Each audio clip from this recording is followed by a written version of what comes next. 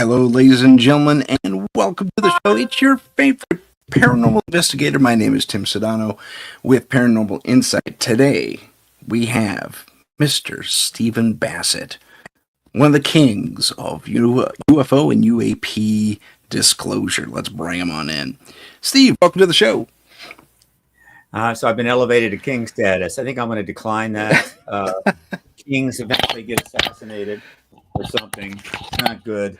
I'm just a poor political activist trying to get people. Okay. Well, then certainly one of the authorities. We'll say that. Yeah, there you go. Now you got it. Yeah, there we go. One of the authorities. So let's dive into disclosure where we're at. It really hit the fan, as it were. It really came into the public consciousness with these. Well, actually, it started a long time ago, but up until very recently, people were kooks if they talked about UFOs and UAPs and all that fun stuff. So what's the timeline of disclosure up to this point? Because we haven't quite gotten to true disclosure. Well, let's define the terms. Around 2001, I started making a case for a term called disclosure with a capital D, which is a proper noun. Okay, disclosure with a small d was certainly mentioned and referred to regarding this issue going back to the 90s and so forth. But as the process of revealing, getting this out, getting that out, doing this research, and so forth, the whole process of what I call the citizen science, research, journalistic activism operation. And I say citizen because the big shots, the big money, the big organizations, the big media just didn't want to do the job. And so regular people came forward and did it, right? Using their talents and their own resources and going through hell. But they built a mass body of evidence going all the way back to the 40s. And this increased body of evidence was part of a, quote, small d disclosure process. In 2021 or so, I said, no, that's fine.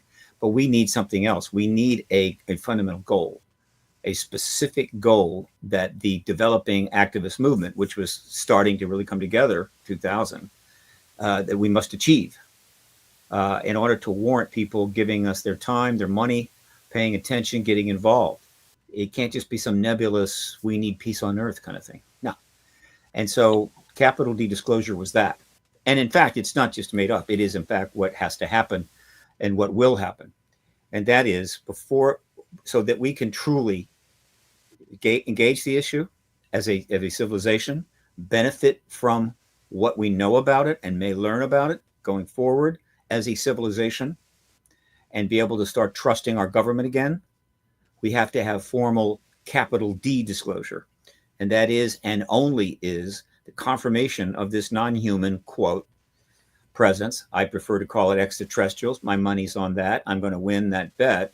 Presence engaging the human race by the heads of state of nations. Not an undersecretary, not a member of the military, not an airplane pilot, not even an astronaut. It has to come from the head of state. Because what the head of state says has a lot of gravitas for those that people understand that.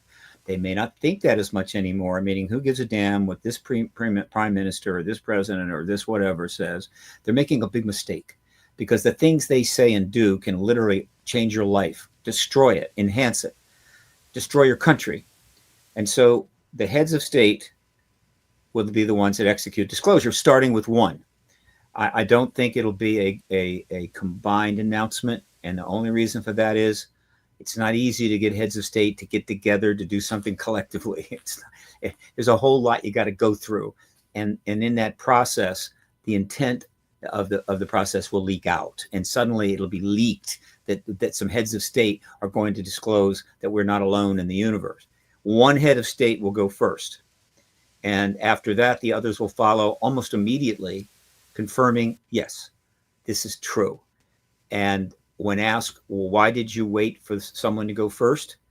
In this case, it's the United States that will go first. I'm pretty sure it is because we deferred to the United States.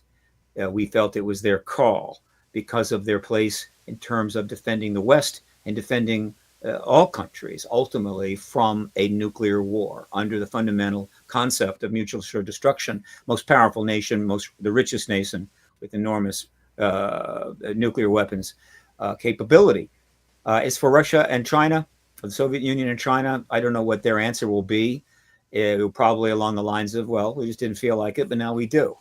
But I've mentioned this to many of my. Just a second here. I've got a little problem. Let me just go here. No worries. This will come back. My camera's frozen. Hang on a moment. It'll probably cycle up in a second. Yeah. Okay. It's stopped. I need to put it back. Do you want to turn it off on the feed and then turn it back on, or? This is actually my droid cam. Let me remove you from the stage and then add you back in and see if that helps. No, I think it's on this end. It's you. I'm Okay. going to have to close out the droid can and bring it back. Hang on. Well, in the meantime, let's. No worries. Hang on. Let me just do this for the meantime. I'm going to change cameras. It won't be quite as nice, but it will work. Let's see how that. No, that's not going to work. Okay. All right. Never mind. Oh, well, gotcha.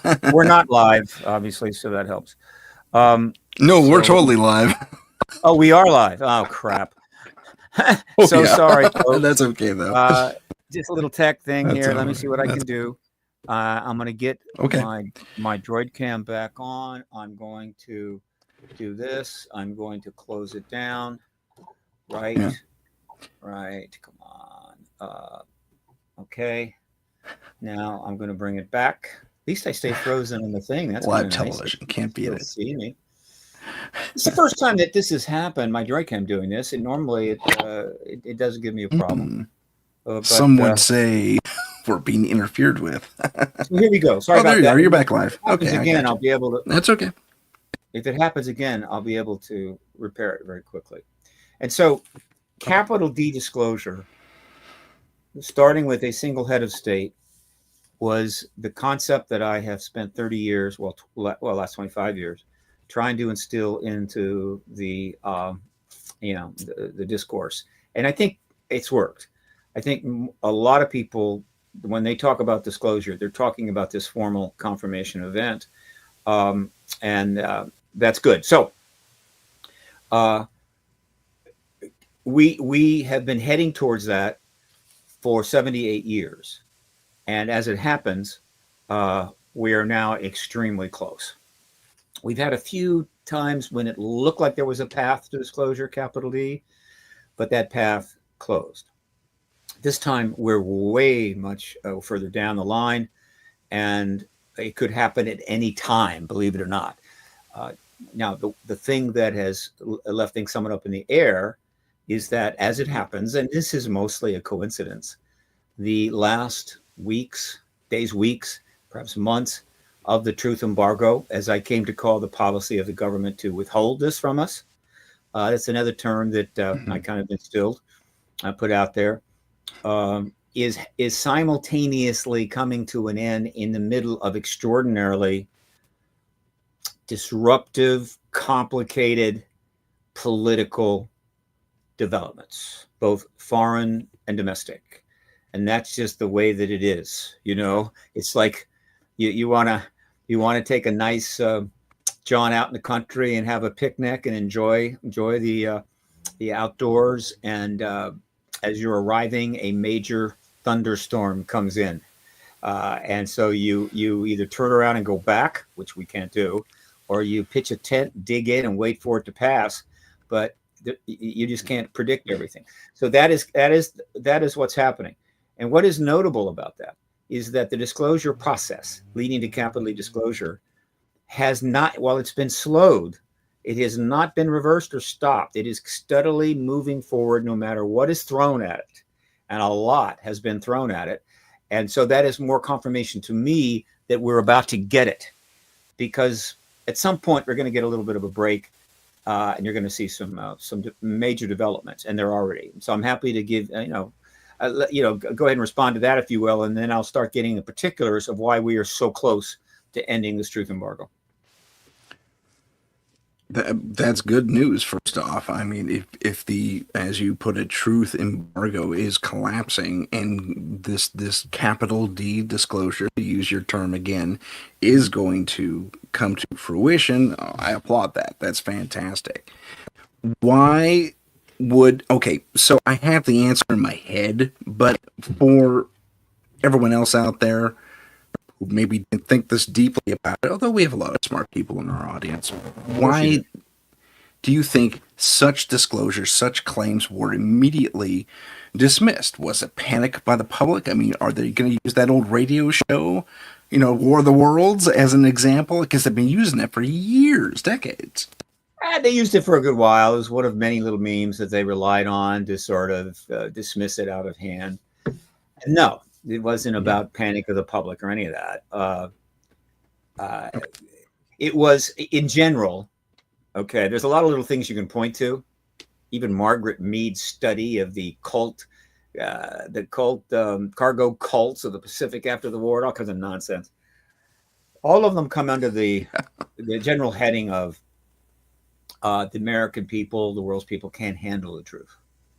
And then as the truth started coming out and the research was being done by the people, putting forward convincing evidence and narrative that this fact was absolutely true, then they added another one to that. And I say they, meaning the managers of truth embargo. It says that you don't have a need to know, right?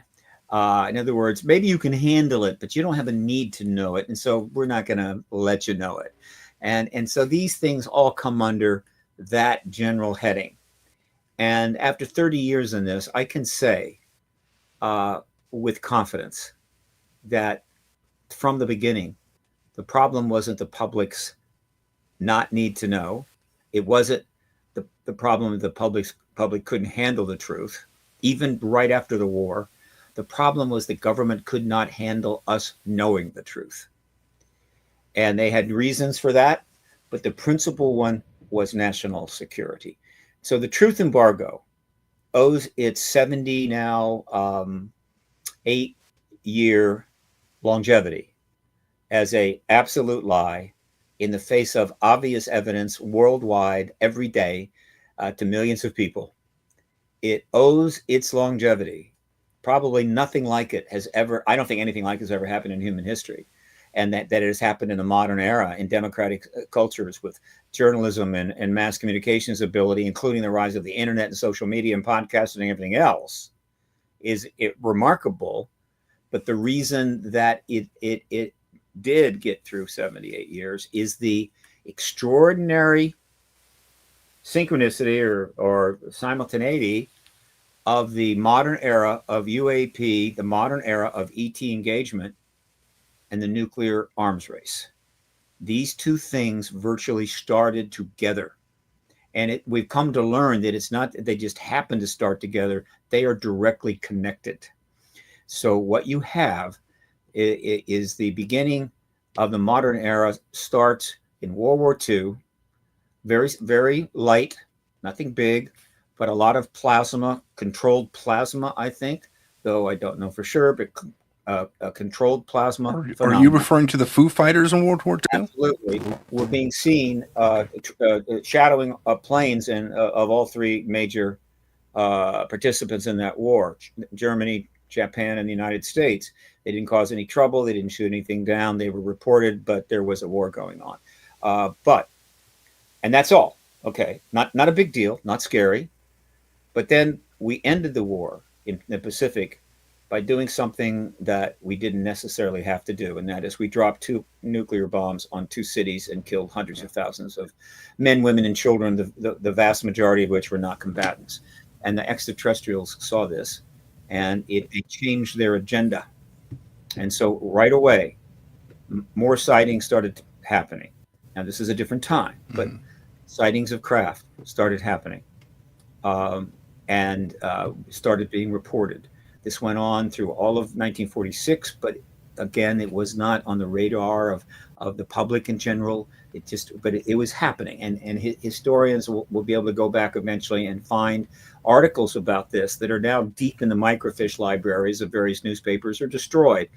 But throughout 46, A lot of activity is taking place. We have the famous sighting of Kenneth Arnold over Mount Rainier of not saucers, but Yeah. chevron-shaped craft flying in unison, about, I think, Yeah. 8. This got a lot of news. This was significant. If it wasn't going to be the Kenneth Arnold sighting, it would have been something else. And that generated a lot of stir, a lot of media attention, fairly safe, no big deal. But then one of those craft, because that's the kind of craft that crashed at Roswell, did a crash near Roswell. And because it was early on and didn't have a policy, the Blanchard, the head of the base, asked the public relations guy, Walter Haw, to put out a press release and say, we got a saucer. And at that point, not only the modern era of the UAP engagement of the human race gets underway in force, but the very basic beginning of the truth embargo gets underway, because the moment when Truman was told this, he immediately informed Roger Ramey to sit on it, staunch it, whatever. He didn't tell him, we must never tell the people about this. I doubt that, but rather we need time to think about this. All right, take that press release back. We need time to think this over. This is kind of a big deal, General Ramey. And Ramey did that. The same day the first press release went out, he holds a press conference and says, no, it's a weather balloon. And so at that point, the truth embargo, I guess you could say, gets underway. All right, it's early, but it's underway, and from that point forward, what happens is that the government's awareness of this extraterrestrial presence and the fact that it has at least one crash vehicle, maybe another, maybe 2, possibly even 3, but at least one crash vehicle and bodies. This fact is coupled with the fact that each month, a year that went by since Roswell, the United States government, it became clearer to them that there was a new enemy. There was going to be a new risk of war. It would be world war, and it would be nuclear. And so that's not World War II or World War I, as awful as they were. They understood what nuclear war meant very quickly. They knew that the Soviet Union was not going to be a friend of the West. There's a lot of blame to go around there. And they knew that they were going to build missiles and nuclear bombs. And so they held, in other words, they held fast on this issue, meaning we are not going to go public with this until we see where things are going, because there's so many uncertainties and unknowns about how that's going to affect what's going on. I mean, maybe somebody raised their hand back in the late 1940s in a meeting with Truman and said, look, if we tell the world about the ET presence, maybe that will make it easier to deal with the Soviet Union. Maybe we can all come together, like Reagan said, to defend ourselves against these awful whatever. But they couldn't do that. And then every month and year that went by after that, the Cold War got worse and worse and worse and worse and worse, locking in the policy of truth embargo in this issue, making it absolutely unbreakable. And the fact that we had a few moments where things kind of loosened up. We did have an end to, quote, Cold War I, sort of, when the Soviet Union collapsed. But very quickly, because that's how we roll, we started Cold War II. And as we went forward from there, which is in the early 90s to now, we've managed to get even closer to nuclear war than when we were during the Soviet Union. And so all those two things together is why the truth embargo has lasted. I get it. But we've also learned that it's not just coincidental that the ETs initiated the modern era of engagement because of the use of those bombs on humans. Might not have done it if we hadn't done that. But they have a very significant engagement or involvement with this issue, to the point that they have turned our nuclear weapons off repeatedly, turned off the Soviet nukes a number of times. They have interfered in other ways with nuclear war situations, what we'll call nuclear tampering, nuclear weapons tampering. And they have put messages in the heads of kids and contactees regarding the fact that we are headed towards an absolutely destructive future. And so That is where that is my basic short explanation of why there was a truth embargo, why it's lasted 78 years, and then the matter is at hand, how it will finally end. Okay, the tie between these two seemingly separate events. I mean, our Cold War with powers that be and the other our would be enemies, and then the UFO things. I never made that connection before. That's very interesting to me. So that is just super interesting. So we waited too long to deal with the ET problem, and it got worse. So The before we go ET there, let's problem, take a step back to World War. Go ahead. the ET problem didn't get worse. That the risk of nuclear war got worse, and the revealing or the confirmation of the ET process became more difficult. Right. The overall engagement of the ETs in the human race in the last 78 years has been relatively steady. It's not clear that it's gotten worse per se or better. It is what it is. But the matter of human affairs, both foreign and domestic, has gotten way worse. That's what I was making reference to. If I misspoke, my apologies. Okay, that's all right. First up, before I continue, I want to say hello to our texters, Heidi and Taurus Girl. Welcome to the show. They're in the chat room with us. Also want to go back to when we dropped those bombs. There's a theory called the many worlds theory. You may know about it. Do you think it's because we did affect other dimensions or alternate realities, whatever it is you want to say, with these bombs going off? Even when we were testing them, Yeah. there's that theory that says, well, we interfered with multiple layers of reality, and that's what forced them to come and check us out or do something about it or what have you. I have a modest degree in physics. I was not in the right frame of mind to go on to get a PhD in it, and it's very old. But I have science is my interest is in science, and I follow it a lot. Mm-hmm. I have a sense of it. Okay, and so on a personal basis, I have almost zero confidence in the many worlds theory. I don't think it's valid at all. Okay. And I do not think that, and therefore, the idea that exploding a couple of nuclear bombs somehow affected other civilizations or other entities is highly unlikely.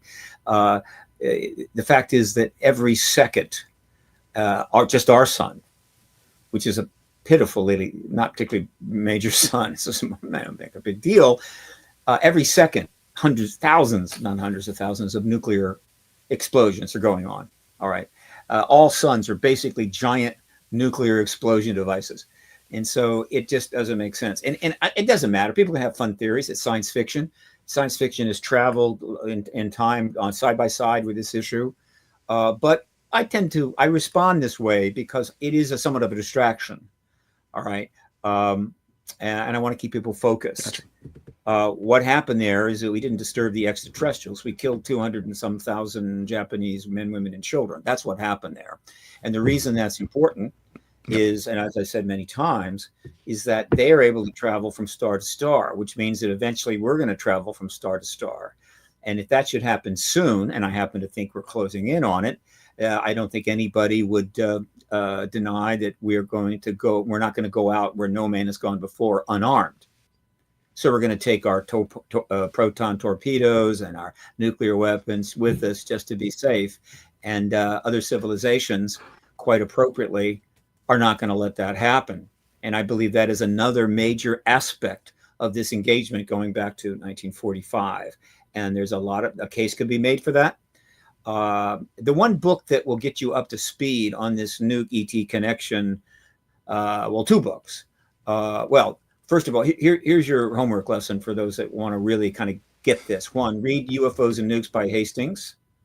Watch the UFO Nukes documentary, right? Watch the Aerial School documentary called Aerial Phenomena, AERARIEL, all right? And then read up on the Aerial School event. You can also read up on the Westall event. You do those things, and what I just told you will manifest. Okay. Good to know. Ladies and gentlemen, you have your homework on that. Let's move on to a more, dare I say, terrestrial issue regarding all of this. It was Mm-hmm. brought up from a fellow podcaster that disclosure, capital D disclosure, happens. Let's move a few ticks into the future. Mm-hmm. Are we really prepared? Is society going to collapse? Is society going to conform? Where do you stand on the human reaction to capital D disclosure, after the fact? Well, thanks to the work of untold thousands of just regular people, not only in the United States, but around the world, and thanks to the highly profitable work of a lot of professional film creators, directors, producers, cinematographers, who have generated somewhere in the range of 600 science fiction films that have ETs in them, and plenty of other science fiction films that don't have ETs in them, but 600 that actually have these ETs in them. We're pretty prepared. We are very prepared. It's not going to be a shock, I assure you. Now, are we prepared for the world in which everybody on the planet that has any access to information is going to know that we're not alone? I think we are. I can give a lot of reasons for that, but why bother? Because it's going to happen whether we're prepared or not. Were we prepared for World War I, World War II, right? Were we prepared for the onset of the nuclear age, or the cars? What? I mean, pick it. I mean, it doesn't matter. There is a relatively defined way that civilizations move forward, and they move forward. They don't go backward. And anyone wants to jump out in front of this process and say, "Look, we're not ready for this. Why don't you hold?" Might as well stand on the shore of the Pacific Ocean and command the tide to turn around and go back. So it just doesn't matter. And so those that want to think along those lines, that's fine. But you need to start thinking not about are we prepared or not, but what you're going to do to prepare.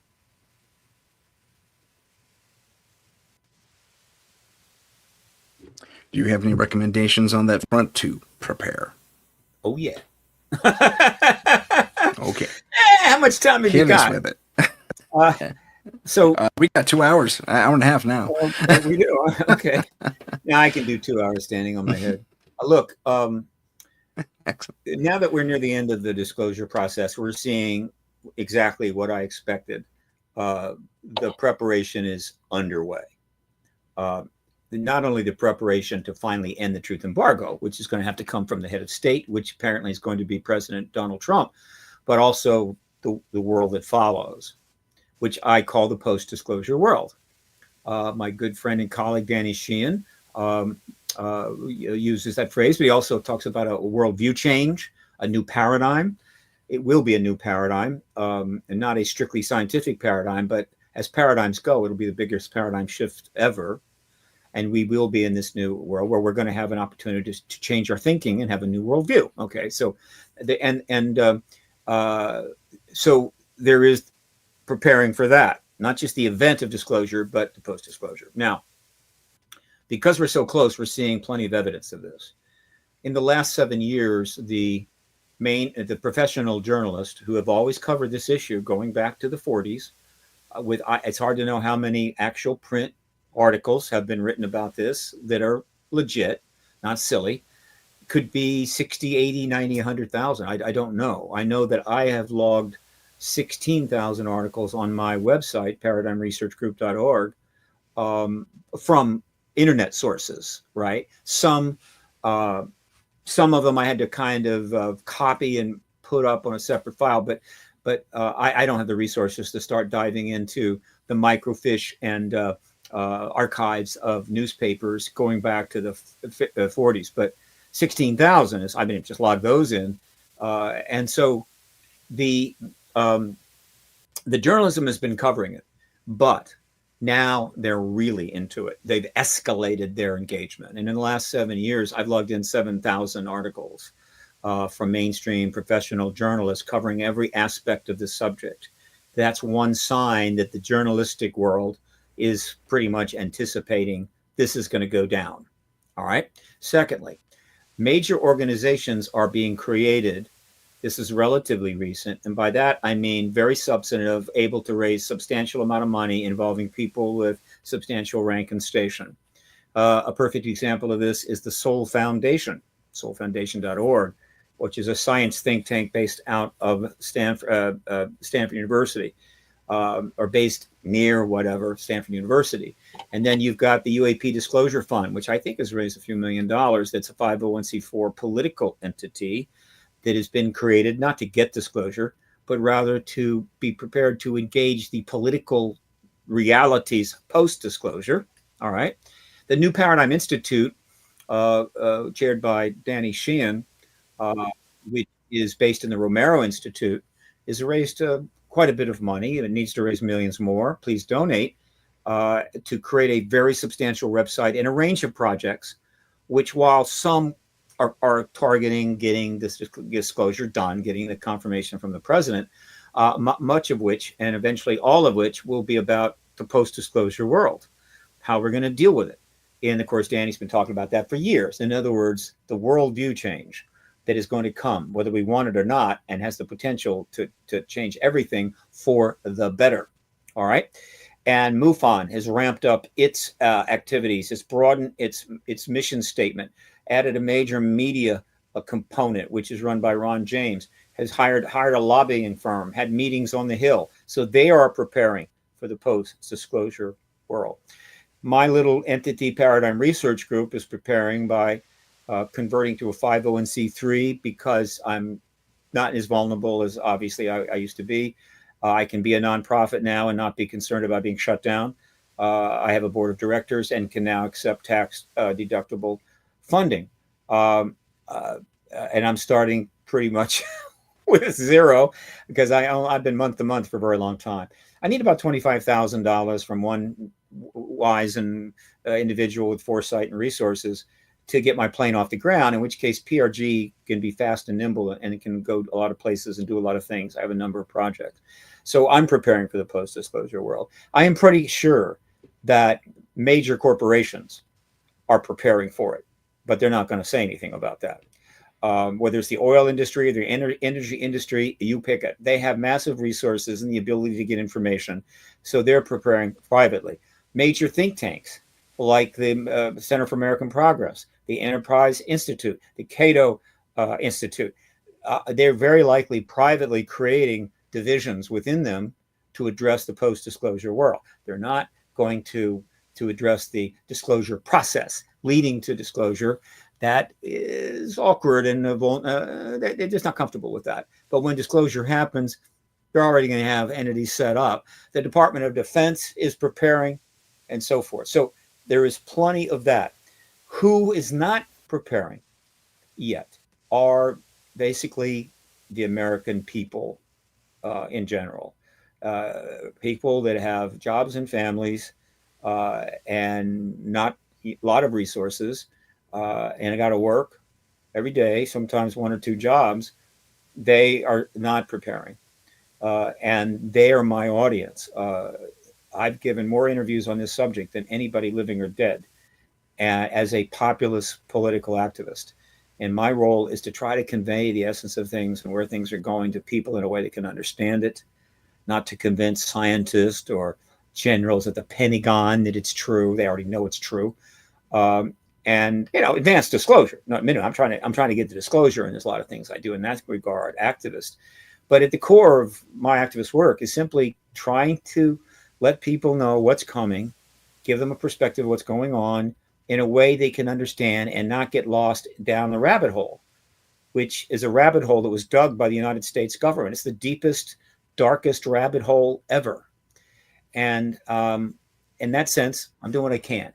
But I'm not the only one. I mean, there's plenty of people creating docs and other things that are helping to get people information and books and so forth, and the internet and the podcast army, which is now a major development. The podcast thing is not appreciated for how huge it is. It's going to change the world. That's why I do all the podcast interviews. So that's what I'm doing to help people prepare as best they can to benefit in the post-disclosure world. But most importantly, all of the preparation that's taking place, with the possible exception of the Department of Defense and other aspects of the military intelligence complex, is about one very important matter. If American people and institutions, companies, entities, and all of that will have a decision to make, actually they need to be making it now. The post-disclosure world could transform civilization and the human race. Do we want it to be simply remade like the pre-disclosure world by the same people that put us where we are now? Or we want to use this opportunity to remake it in very different ways so that it is much more less destructive and helpful? Do we want the old world to just move into the new world and take it over? Or do we want to change? This is really at the core of this transition. It's not just a paradigm shift of huge proportions. It is an opportunity for 8 billion people in 200 countries to decide, are we going to change our path, or are we simply going to destroy the environment and ourselves and leave that catastrophe that the ETs have been putting in the minds, contactees and school children, for the last 60, 70 years? Lots to think about. I mean, how do I put this?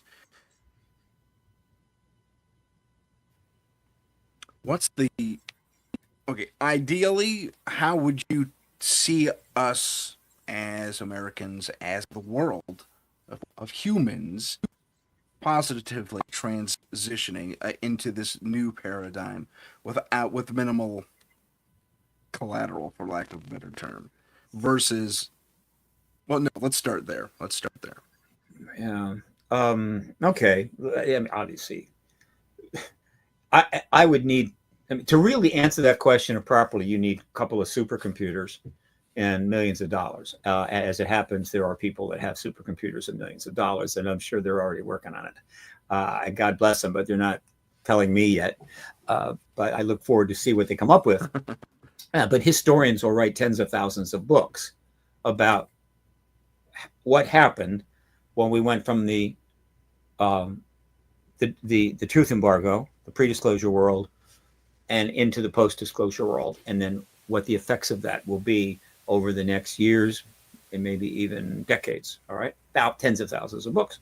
Okay. So, what's an answer that could even make any, have any impact at all? There's one, and that is this: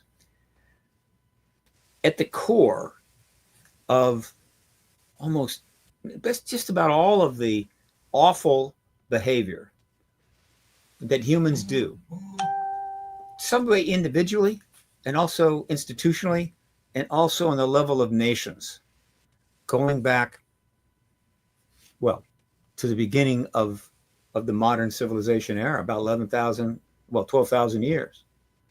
Awfulness, unbelievable destruction, the slaughter of hundreds and hundreds of millions of people. In other words, they didn't die a natural death. Murder, mayhem, invasions, destruction, genocides, all of that.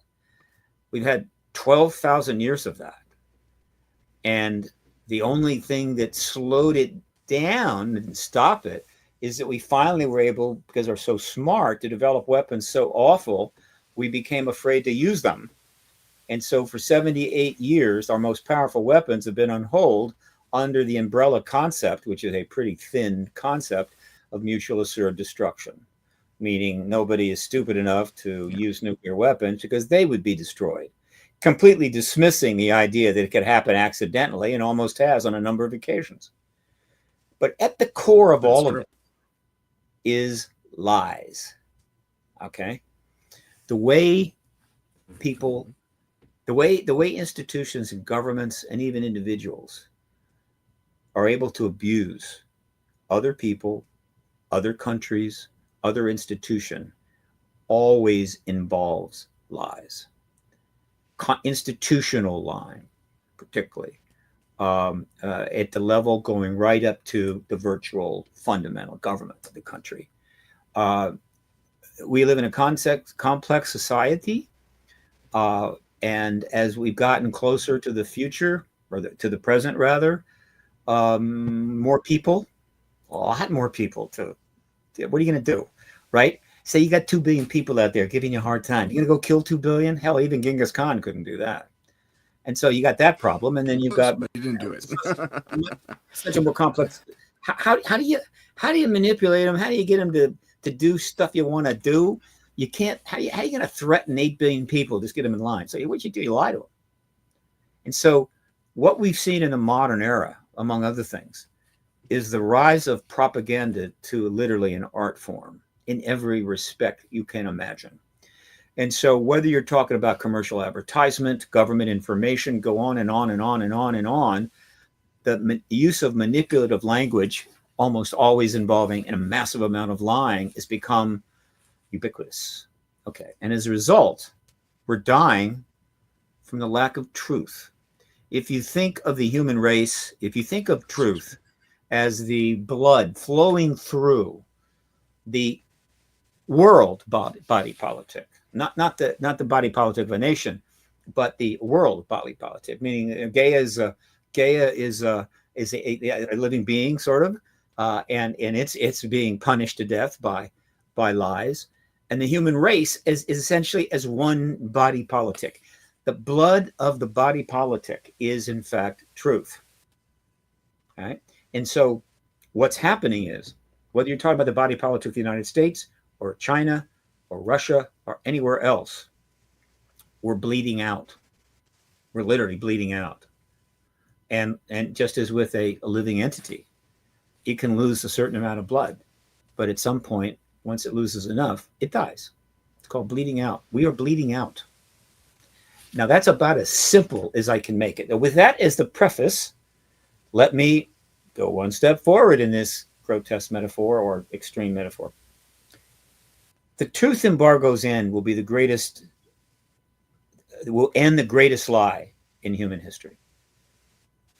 78 years of massive evidence everywhere that we're not alone in the universe, with every government refusing to acknowledge it, and avoid it, undermine it, demean it, intellectually ghettoize it, whatever it took. It's not happening. It's the emperor's new clothes on massive steroids for decades. It will be the greatest lie to end.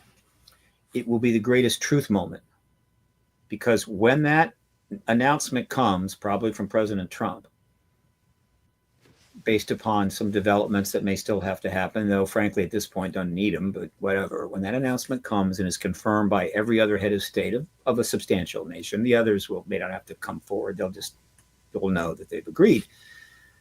We enter a paradigm shift that is that end of that lie and that massive truth will send a wave out, I guess you could say, like a electromagnetic wave. We'll call it a wave in the quantum field. It's going to go out around the world. That here is the power of truth. Are you interested in extending it? Are you interested in expanding on this? Having been giving this truth, are you prepared to demand more truth from your government, from your friends, from your city council, from the corporations that are trying to lie to you about buying shit you don't need, or even stuff that can kill you? Are you willing to make truth the fundamental basis of all further activities and engagements, to enter an era of truth, right? Or not? And if we do, it could catch on. And let me give you an example. There are some politicians, I'm not going to name names, who have been involved in the intense political stuff going on, who have been, like almost all politicians, part of the political propaganda reality where you don't just tell the truth to people, you tell them what you got to tell them to get elected, or to support a particular uh, agenda, right? And everybody does it. But some of these politicians decided to engage this issue directly and simply go in front of the cameras and tell the truth. When prior to that, most people felt, particularly people of influence and power, whatever, like, you can't do that, right? It'll ruin you, right? There have been people who have done this, believe me, but nobody in the way that we've recently seen it from sitting members of Congress. And I know for a fact what happened is that these members of Congress started getting a very substantial amount of emails and letters and Twitter tags praising them mightily for doing it. Thank you for telling this truth. Thank you for doing this. And they found that quite invigorating. They, get a lot of hate mail. There are not too many politicians that don't get hate mail or hate tweets or whatever. And suddenly they're getting a very substantial amount of appreciation, very specifically, not for having this position or that position, but for simply telling the truth. And they have responded positively to that.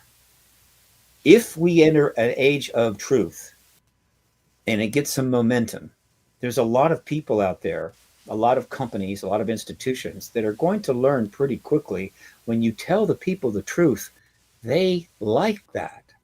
They appreciate that. They will praise you for that. And if you tell them more, it only gets better. In other words, you don't have to lie yourself to riches. You don't have to lie yourself to power.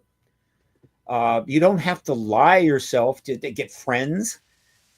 Tell the truth and be authentic. You'll do just fine. This seems like so trivial. It isn't trivial. We are, in the matter of truth, as the blood of the body politic, we are bleeding out. As a matter of what people are desperately looking for, because the truth, is not simple, right? It has to be verified. But what they are definitely looking for is authenticity, which is another version of it. Authenticity is another level of this. And I say, and it's not quite the same. And here's why. You can authentically lie. Authenticate.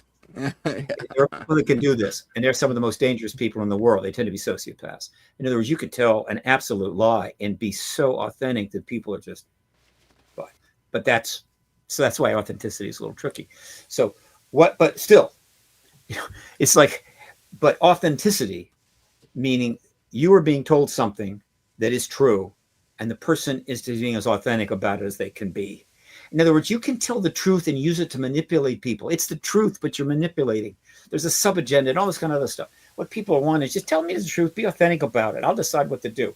Authenticity is really scarce. And when somebody has it, the rewards can be extraordinary. And let me give you a simple example. There was a gentleman who has been working in his trade for quite a while. So it's not like he just started doing something along these lines. But he ultimately has a interview show. It's hard to know these days what's a podcast and what's a podcast broadcast or whatever the hell. But let's just say it's streaming one way or the other, right? And he has tens of millions of followers and has earned hundreds of millions of dollars. Why? Because he lies better than everybody else? No. Because he is authentic. And even though there are people out there that completely different lifestyles, don't view the world the same way, don't dress the same way, they have different backgrounds and everything else, they watch this man because he is authentic. And the desperate need for authenticity worldwide, but certainly in the United States, is palpable. And I am, of course, referring to, if you haven't already figured it out, Joe Rogan. I was going to say as Joe other Rogan, people, yeah. so I'm hoping other people are paying attention. right? Be authentic. Just tell the truth authentically. Yeah, your life will get a lot better. But that's the same thing for corporations. It's the same thing for government agencies. It's the same thing for governments, the military. You pick it, right? So if somehow the ending of the greatest lie of all time and the most profound paradigm shift in history is able to shift a major portion of the world, individuals, institutions, and governments, I say shift or make them aware about how authenticity and truth could transform their lives, their goals, and the planet. If that happens, then we might just be in a very different place 10, 15 years after disclosure. And I'll add this, to complete this, is that we may be fortunate enough if we get disclosure, and it could happen within weeks, that we may also have open contact soon, maybe a year, 2 years later. Open contact is not the same thing as somebody turning up in your bedroom at 2 a.m. And thus there's a dialogue going Yeah, on that definitely not. you're informed about. And that is another level of, how would you say, paradigm shift. And that may help to stimulate reordering our priorities and our behavior so that we do not have that nuclear war. We do not destroy the environment. We do not conduct another 100 genocides or another 50 proxy wars and kill hundreds of millions of more people while making billions of people miserable going forward into the future. That's about as simple as I can put it. Okay. No, that lengthy, but nonetheless perfect explanation, I think. Not perfect. Don't say Let perfect. me Don't say talk. Let's perfect. talk briefly. Go ahead. Go ahead. Well, okay, fine. Succinct and definitely Yeah. relatable explanation. Or somebody I will knew where you're tweet coming later from. that In other Bassett said words, he gave the perfect explanation. You know how Twitter, you know how tweet things work. Can't well, have I'm that. not Joe Rogan big yet, so maybe it won't happen yet. No, no, no, no, no, no, no, no. Let me Everybody is not a player. Is a player on the internet. let me ask you an interesting question that kind of speaks to the roots of what got you into this. And I'll let Taurus girl ask the question for me. She asks, I'm sorry, I called up the wrong one. Have you seen or experienced a UFO yourself? And could you tell us about it? Nothing. Absolutely nothing. Okay, There was a couple that of times surprises me, to be I honest. was at the ranch up in Washington, Gillibrand's ranch. I was out there, but nothing. And then a bunch of us went to dinner, and while we were at dinner, apparently something happened. Missed that. I was up talking to a group up, I think in, I don't know, Upper New York, Connecticut, or something, and these people are into the Skywatch stuff and what have you. In addition to presenting, and we all went out there and stood by a lake where apparently a lot of things happened. Nothing. Finally, it was so cold. I left. Later, I was told, "Nah, something came up. Was that really cool?" Okay. Uh, but no, I've never had any contact whatsoever. Anything, even a paranormal. I've never really been at a paranormal event, frankly. And Okay, I'm not sad about that at all, because by I can not having understand that. anything like that how would you say, very profound and impressing thing is not a factor in my work. In other words, I'm not biased toward the issue based upon this powerful, maybe emotional event that happened to me. It is that keeps me grounded, makes it easier for me to stay in the middle where I need to be and approach it from uh, a more grounded perspective. Gotcha, gotcha. Um, Taurus girl and I, and probably everyone else listening to one degree or another, uh, I will put her statement up. She says, "Yes, I think the people knowing the truth is going to go down quite well." Here's hoping. I think so. I think so. I don't think we're a bunch of panicky animals like we were maybe back in the 20s when the whole War of the Worlds radio show was on the air and people ran out and shot water towers because they thought they were aliens. You know, Well, we've first of definitely all, moved beyond that. if you do some research on it, you'll find that the amount of people that got upset was really not that many. Okay, that's point one. But it Yeah. was obviously just blown up by those that wanted to scare people. All right, and the second thing is, this wasn't the United States government confirming we're not alone in the universe. This No, was it a wasn't. radio show about an actual invasion of Yeah. extraterrestrials that put out a notice that this is not real. But a lot of people didn't see that notice. They were watching another show and then transferred over, thought it was real, and that we're being Yeah, invaded. that's what happened. There is no comparison, and yet it was milked to death.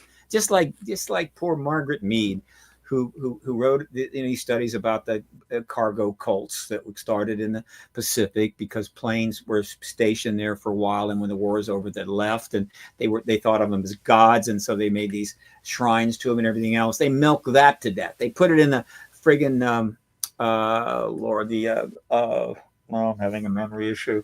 The Brookings report. I mean, it's in retrospect, this is all so silly, not worthy of a country that helped win 2 world wars, and built a massive economy, to use such stupid ass stuff in order to maintain a truth embargo. It's not worthy of this, but whatever.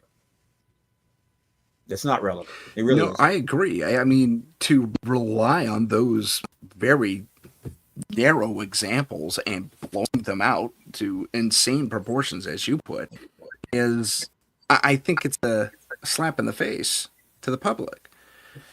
We're not that stupid of a people at all. Yeah. Now, let me give you another example. So I agree with Taurus Girl. Yeah, let me give you 911. Say again. When 911 Okay, took place, okay. the American people had a fairly nuanced reaction.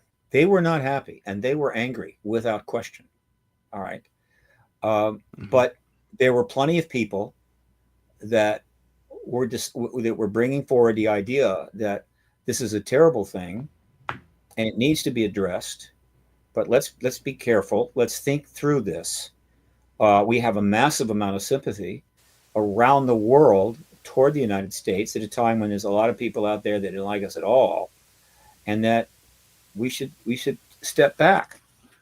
It wasn't the American people really that reacted inappropriately to this. It was the government that reacted inappropriately by launching multiple invasions based on lies, creating a catastrophe. All right. And so I am less worried about the American people's reaction to the truth embargo than I am the government's reaction to the truth embargo. But having said that, I think it's going to be okay. All right. Now, we could have the truth embargo could end on next Wednesday. And then a week later, suddenly the DOD comes out with a proposal for a $2 trillion weapons buildup using information from captured vehicles in order to protect ourselves against the rest of the galaxy. That would be an inappropriate response. Is that possible? Yeah.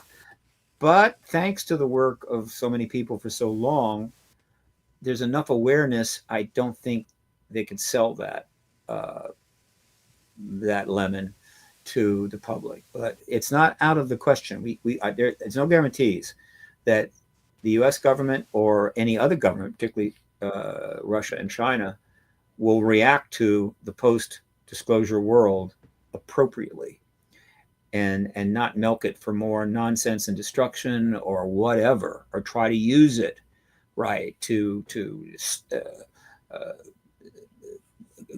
their ideological ends or whatever the hell. I mean, there's no guarantee there. But fortunately, and this is what's different from any similar situation in the past, the greatest paradigm shift of all time is going to take place in the greatest networking era of all time, in which the technology has arrived, been developed, and has been dispersed, in which you got to be living in the middle of a dense jungle or in a cave to not be able to go immediately and communicate with the rest of the world, one way or the other. 8 billion people are literally connected now, like a giant brain in which they can communicate at will. They can even translate language to language. And so the whole world will learn about it, and the whole world will be able to talk about it and address it. And so the ability of nations to take advantage of this paradigm shift in order to commit more atrocities without people going, just a second here, can we step back on this? It will be harder. And so that gives me optimism. Good stuff. And on that optimistic note, we're going to take a very short station break. We'll be back in. This is the United Public Radio Network, 107.7 FM in New Orleans and 105.3 in the Gulf Coast. UPRN talkradio.com. Esoteric programming at its finest. And we're back. So, we have a positive outlook on capital D disclosure. Fantastic. Yep. I'm all for it. Something popped into my head. Do you, and I kind of foresee this happening because there's some, I'm going to put it out there, I'm going to say childish reciprocity between the major superpowers on this planet. Reciprocity, I think I used the wrong word there, but I foresee where, be it Russia, be it China, be it anyone else who is in the superpower realm, as the United States is, are going to say, well, we were telling the truth for years and years. Well, come where, our disclosure movement didn't mean anything, that type of thing. Do you foresee something like that coming to play? Not a problem. No country has confirmed the extraterrestrial presence. A limited number of countries have engaged it. Okay, number of South American countries. Japan has a lot of interest in Japan. Some research. China, there's a lot of people in China that are researching it, involved in it, and there's a lot of people in China. The government is not really given them a difficult time, as far as I know, and the subject was relatively available and researched in citizens in the Soviet Union, and then in Russia. There was a development of some substance out of France. Those have happened, but no country has come forward and confirmed the extraterrestrial presence. Now, there have been citizen actions. Okay, so yeah, absolutely, right? I mean, I've got supporters all over the world, so there are citizens in other countries, and I can assure you that post disclosure, PRG, and I think other entities will more than acknowledge that. I mean, we've been more than happy to start pointing out the people that were working on this in Brazil and Japan and whatever. I mean, hopefully we'll try to acknowledge them. In fact, one of PRG's post-disclosure jobs, assuming I can get some reasonable money to fly this airplane, is to help ensure that everyone that has been doing this work throughout the truth embargo gets as much acknowledgement as possible. My website is devoted to a lot of that. I've got a section on my website. Why don't you give us that website real quick? Can you give us that website real quick? ParadigmResearchGroup.org. Yeah.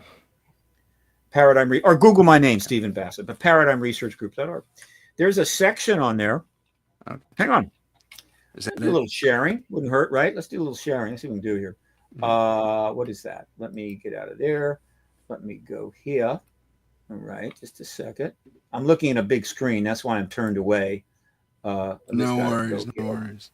Exit. Oh, I got to exit full screen down here. No problem. Right. I could do. Okay. And then I'm going to go here. Sorry. Okay. And then I'm going to go here. Right. By the way, this is the front page, and this is a statement of where PRG is, and there is a donation module right here. Okay.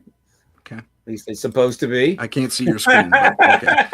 It should be working. There it is, right? Where people can. No, I don't see it. Yeah, there it is. No, you're not seeing it? You have to do. No, so when I have your address scrolling across the bottom. I haven't done the share. I'm so sorry. Oh, it's okay. Go to present and hang on. I know how to do this. I forget. So I got to go present, and I got to go share screen, and then I got to share. Which one do I do? Screen sharing. No, screen sharing works best on a good computer. I got it. Yeah, okay. Share With screen. All right. So Chrome. let's see. Yeah. I'm going to go to. Come here. Well, yeah, there we Well, go. I Okay. have the address up on the That's scroll all right. right That's now. all It's right. on the tech So, record. so yeah, this is the Oh, donation well, page okay, for here it comes. PRG. A little promotion there, but here is, in fact, what I want to show you There it is. under Okay. projects, ongoing, print media archive. I don't mean that. I'm sorry. I'm sorry. Uh, projects ongoing and in memoriam. Okay. So what this section is, it is been set up to acknowledge the people who have engaged this issue. While the truth embargo is in place, many of which, some of which for 10, 20, 30, 40, 50 years, and each one has some information behind the photo, links to a substantial amount of information. Some case, as best I can, and I think I'm up to like about 120 individuals that have made I consider Wow. to be substantive. Now I know it doesn't have everybody, and I'm open to suggestions at any time, but these people can't be forgotten, right? By history, just because the government said it was all not true, and they were doing it anyway. The idea is, well, the government said it wasn't true, and you wasted your time, whatever. No, they cannot be forgotten.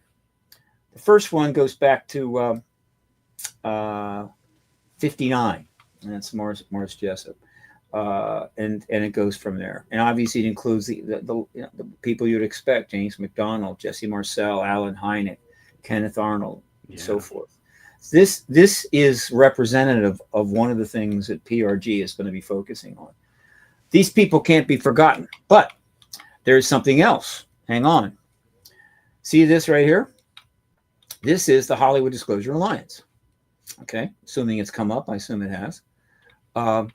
And They haven't. what? We're still in memoriam on the page. Okay, I switched over, but what I have to do is go back to the You have to share, go out and come back in. and do another one. That's all right. Come here. Big hello to Sherry Madigan while we wait for that. Hi, Sherry. How you doing? She Okay. said hi way a whiles back. Okay. Let's see.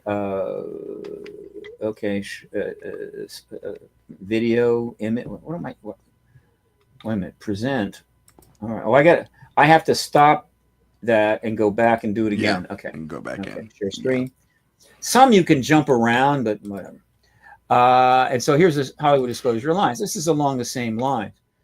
Now, I It's founded still this not with up. Dan. I Oh, founded there it this with. goes. Okay. I founded this with Dan Harari, a Hollywood publicist, Oops. about 15 months ago, 16 months ago, and there are two reasons why we did that.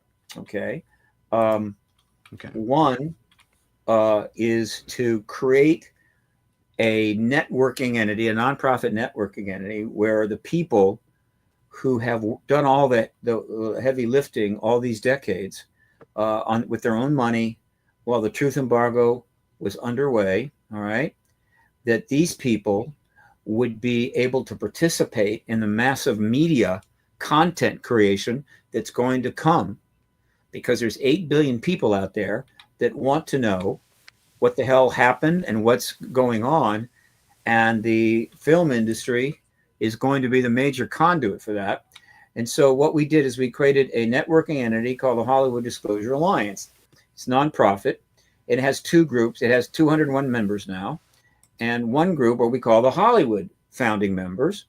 And these are people with, in some cases, substantial experience in the film, entertainment, television, and so forth, documentaries, business, many of which are, of course, based in LA, but there are also others that are based around the world. And they are up here as founding members in that industry. Okay.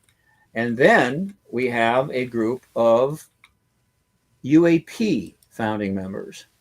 And so these are people, many of which you will probably recognize, who have been in dealing with this issue as citizen scientists or journalists or activists, documentarists, podcasters, researchers, and so forth, to get the truth out for decades, right? Um, and there's about 90 of them. I'm almost 100 of them. And so by being up here, we're making it easy for them to find each other. We're making it easy for people in the UAP field to find each other. Not that they can't do that, but then also in the content creation world. And so they all can network cross genre there, but then people outside that come to this site can see who's making stuff, and they may not be a member of the Hollywood Disclosure Alliance, but they know who to get in contact with, and we can facilitate that. And deals are made, and films are created, and so forth.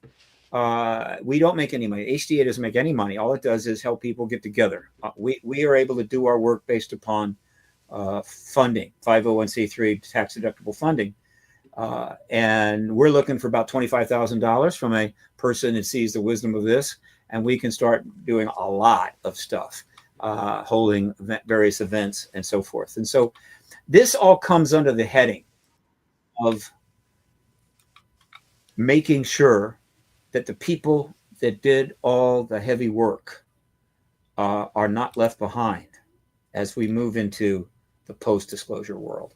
And that is one of the things I am most committed to in my activism.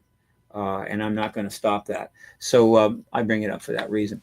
The other thing that I want to mention while I've got the share up, and I think I have to go back again. Hang on. Do this. Something happened is going on right now, which is a major deal. Let me do that. I'm going to go present. And I'm going to go to share screen. And it is this. Proper hello to Howie Odell while we're doing that. It is right here. This is a big deal. Okay. This is an article that came out yesterday in the Hollywood Reporter. It is a very extensive article. Okay. Very extensive article. Everybody summarize what's happening? I will, yeah. Just want to show how extensive it is. Okay. All right.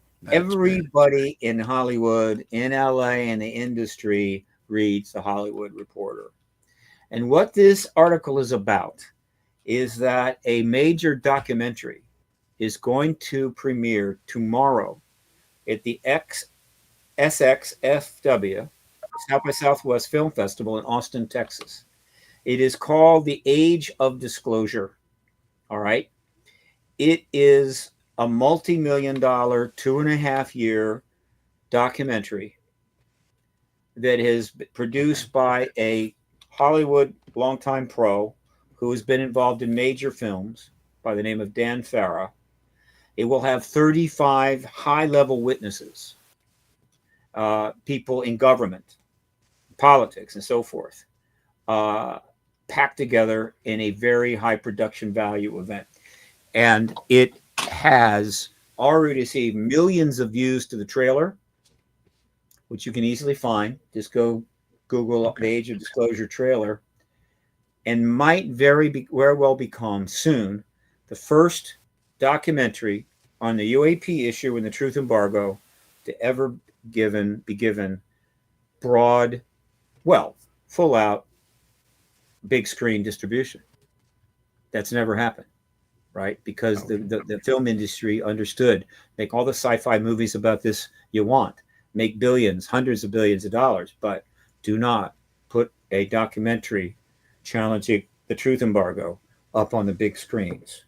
And they have gone along with that for all these years, but that's about to change. It is a very significant thing. And so it will eventually premiere in LA, and we're following it very closely. One of the people in the film is Bob Salas, one of the witnesses, firsthand witnesses to the shutting down of our nukes, which extremely pleases me because Bob Salas is, and along with several other of the nuclear weapons tampering witnesses, are slated, certainly kind of on deck, to testify at the next House Oversight Subcommittee. We hope. I mean, it's definitely possible. They're in the works. So these are the kinds of developments.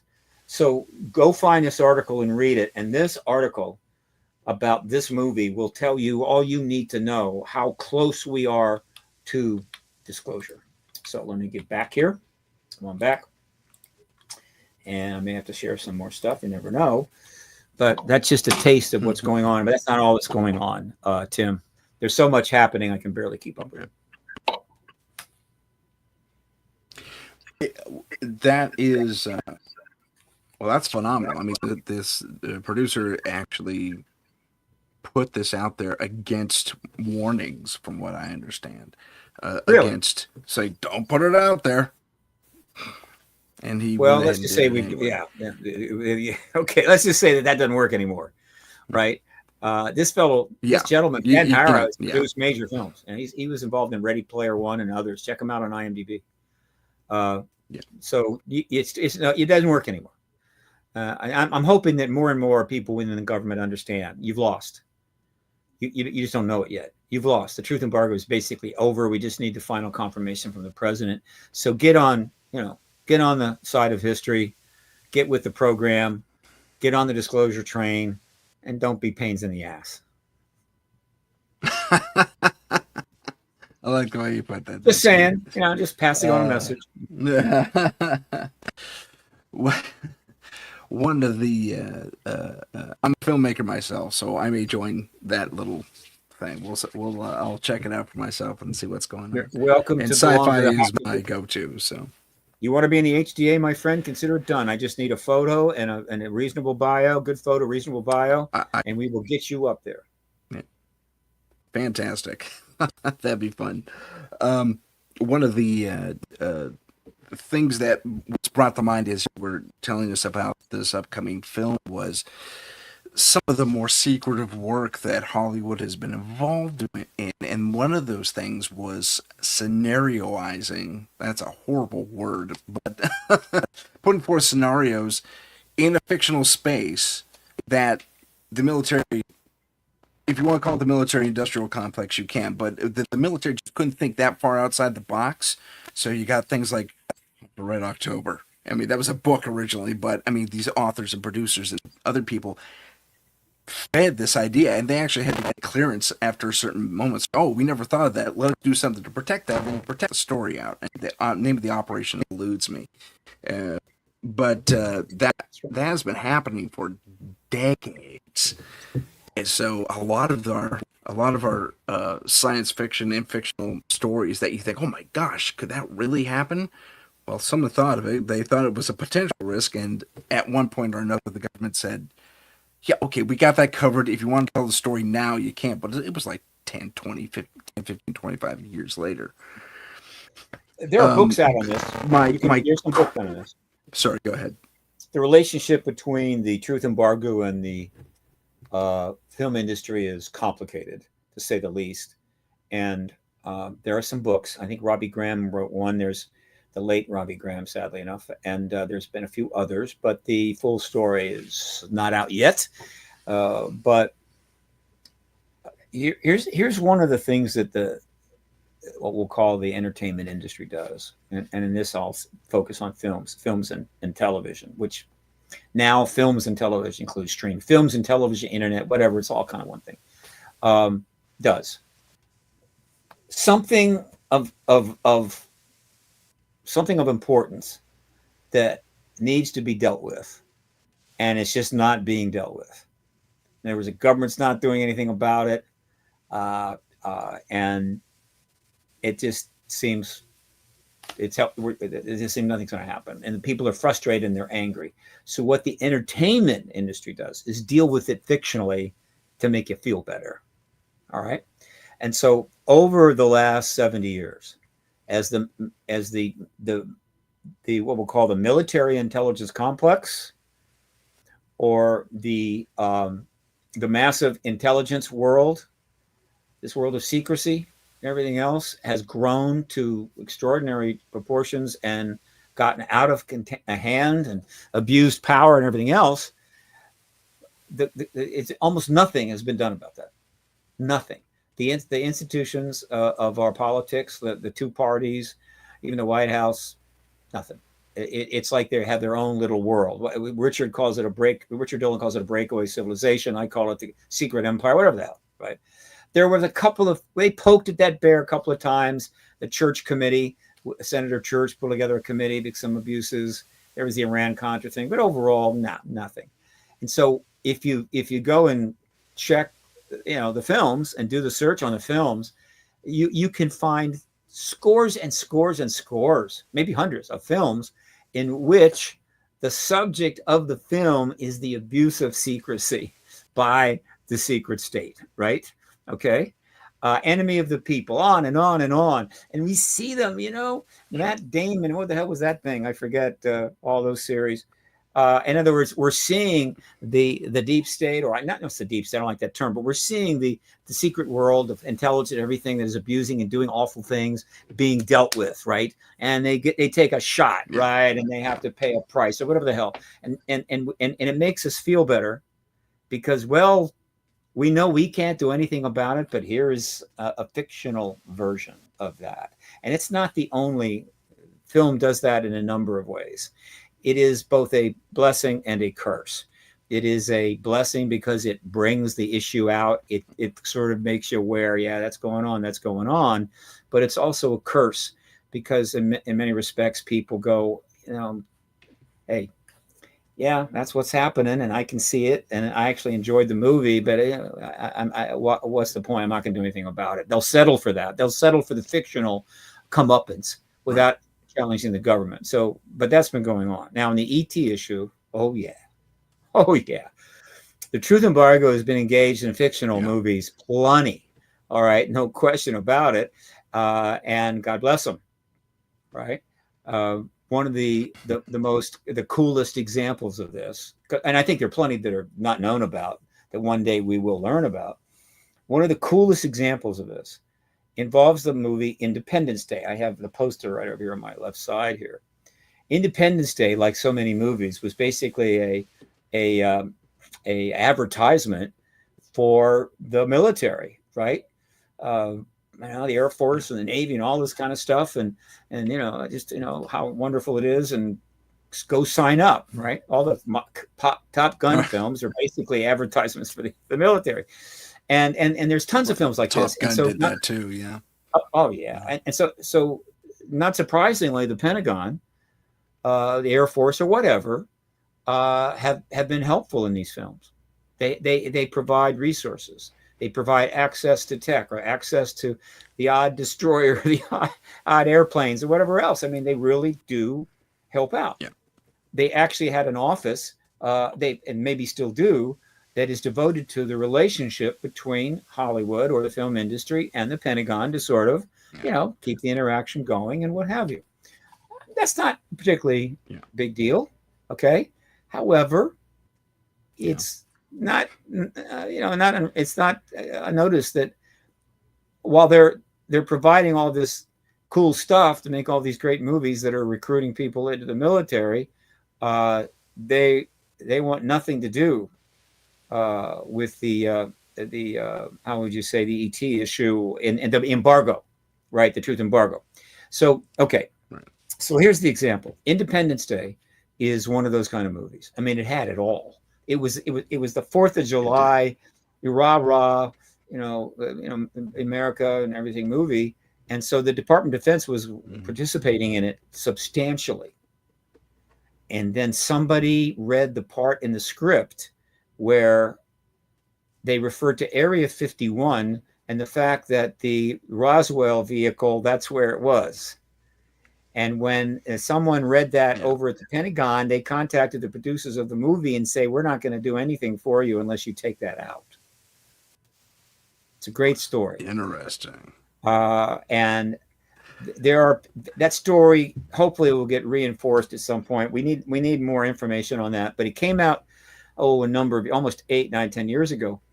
And the producers of that movie, and I don't know who they are, I should check, basically said, fine, we'll make it without you. And that was a message. I know that for the DOD, they're going, you telling me that they just said make it without that? And they're going, what are we going to do about Hollywood? And so that is an example. So there is this very complex relationship that we will learn about. Yeah. All of it. But I can't be too irritated because, but since Roswell, the population was about, I don't know, 1.5 billion, and now it's 8 billion. So there's 8 billion people that have grown over time. That's just the people that are alive now. The total number of people that have been on the planet for the last 78 years is probably like 11 billion people. Most of them learned about this ET thing, not through MUFON or docs that have been made by our colleagues, but rather through the sci-fi films. The idea of non-humans, the idea of UFOs, the idea of craft and everything else was basically spread through these films, 600 films, so that it is simply ubiquitous. There is the concept of non-humans and the concept of UFOs has a market penetration of the planet Earth probably in the 90+% range, which is staggering. Yeah. Meaning if you had a product that had a 90% penetration of the market, awareness in the market, you could be a trillionaire. So that's the role they played, and I respect that. Agreed. There is something to be said for having, I don't know, do you want to call it foresight? Do you want to call it not imagination, but fortitude, I guess, to put that level of a story out there, regardless of what what your government counterparts say. I applaud that as well. That's pretty cool. A lot of people learned about Roswell for the first time when they watched Independence Day and Area 51. I'm sure that movie made a lot of money. And again, most people may not know. A lot of people don't know this, but these major films have more ticket revenues outside of the U.S. than in the U.S.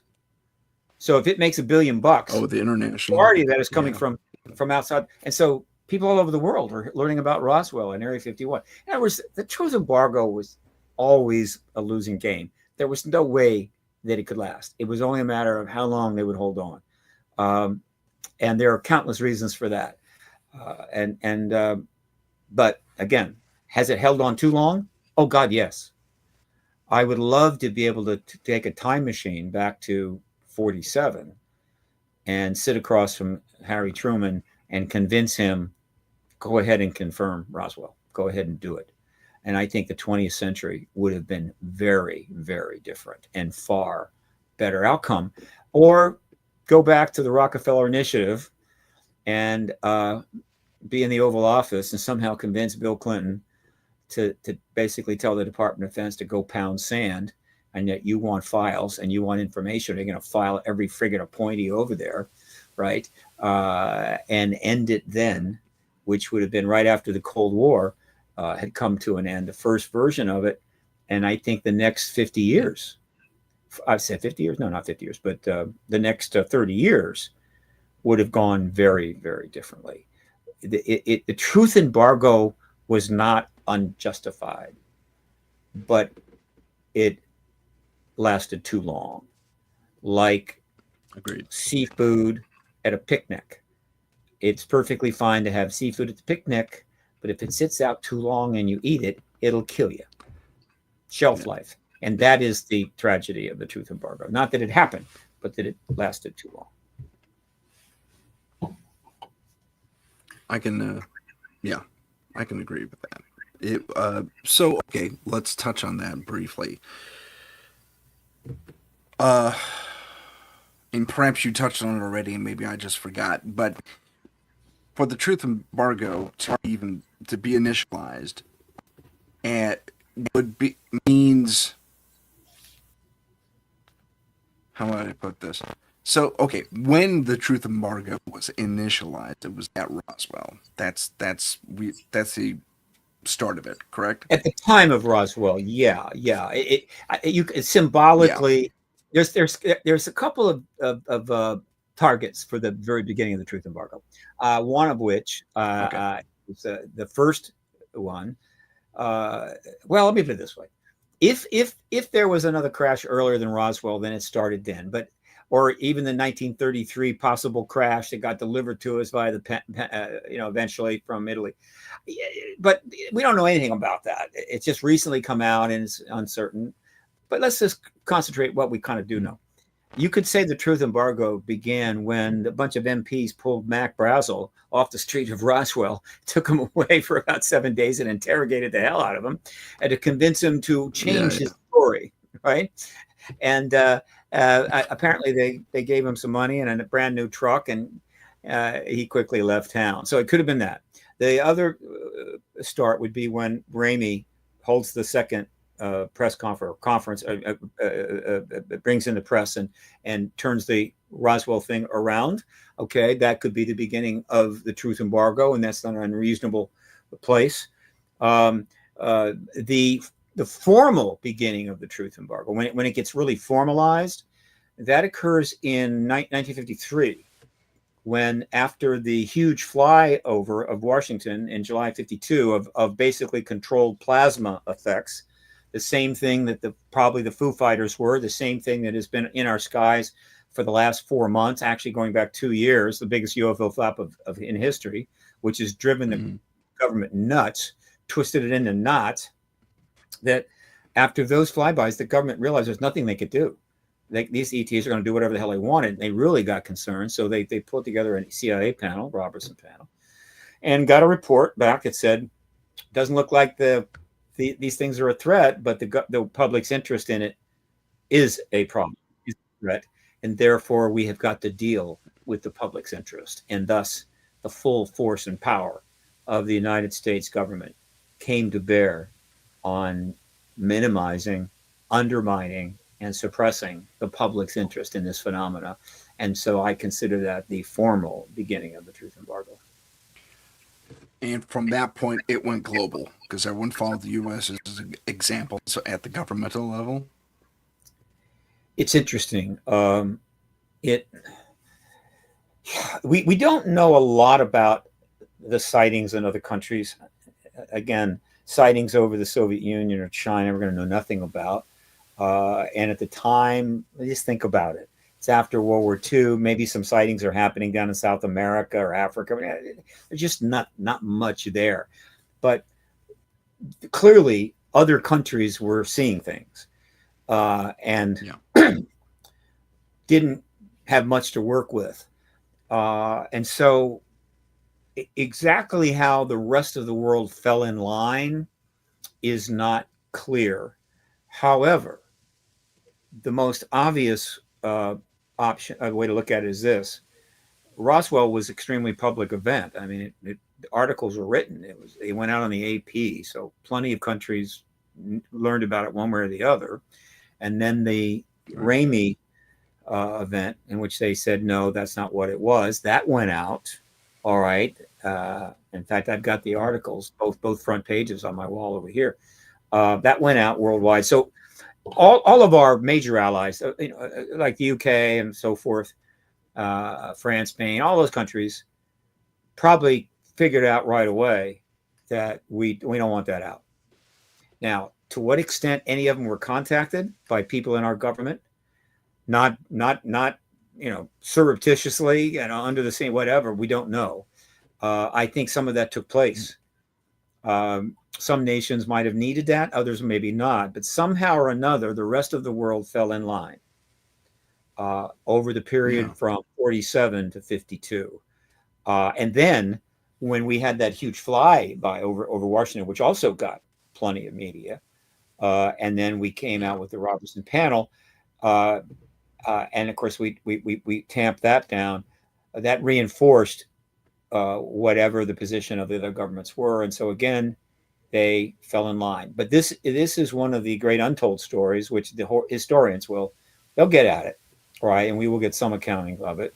But we're in no position now to find out. But it is a very significant part of the truth embargo, which is just an unbelievable event. I mean, this documentary, The Age of Disclosure, is significant. But there is a documentary that needs to be made called The Truth Embargo. I, I made a couple of pretty lame runs at it.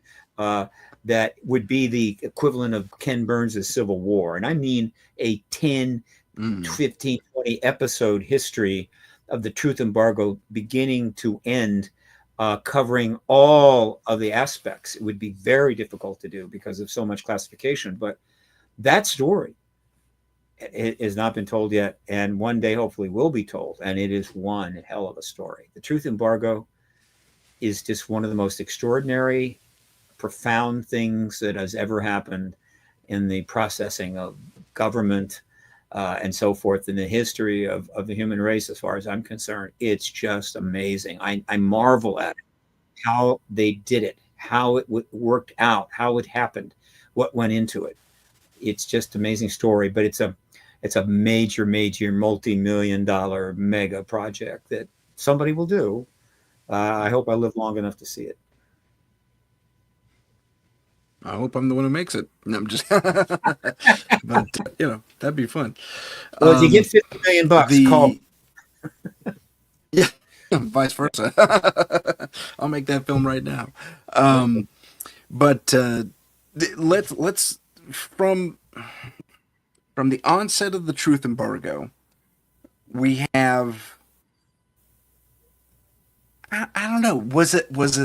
I guess it was a media thing even back then, because we had, if you see something, oh, you're a kook, you're crazy, you didn't see anything, and this veil of dismissal, especially back at the early onset of the embargo, was that through media? Was that through word of mouth? Was it because I'm trying to figure out how everybody was suddenly on that page to one degree or another? You either Not had suddenly. the witness who was, go ahead. Not suddenly. The early days, it was serious. I mean, 47 to 52, it got a lot of attention, and there were people coming forward, and they were being heard. Donald Keogh was getting heard.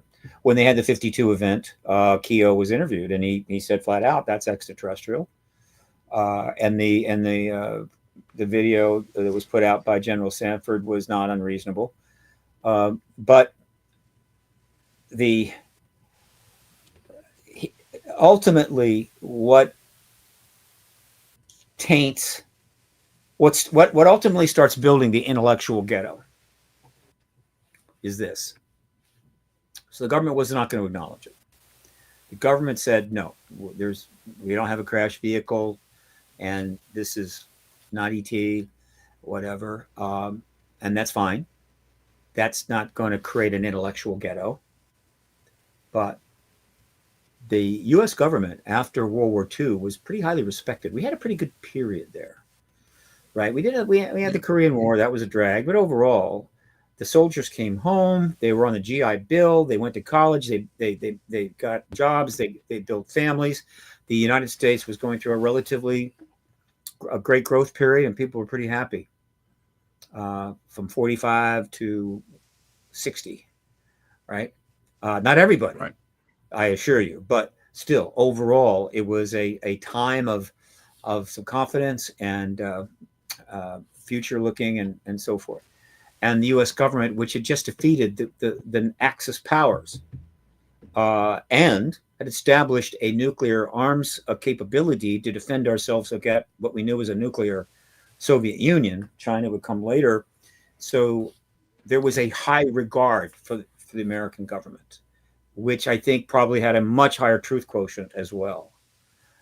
I think most kids today can't even imagine it. The Gen X, the millennials can't even conceive of what that was like. I can barely conceive of it because I was alive at the time, but young, but still, we're not like that anymore.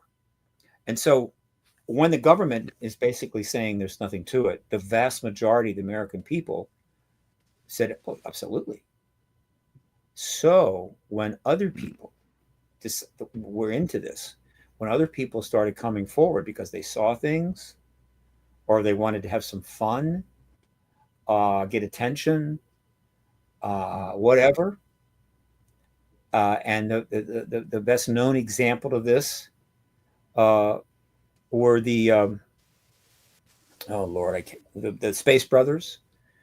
I don't know for sure if abduction was taking place as early as the 50s, but it's very possible. We didn't really get an understanding of it until what, almost 30 years later. So if there was contact Betty going on, Barney Hill, right? you had people coming forward and saying, I saw this, I saw that, I met an alien or whatever. And they're saying that at a time when the US government is highly respected.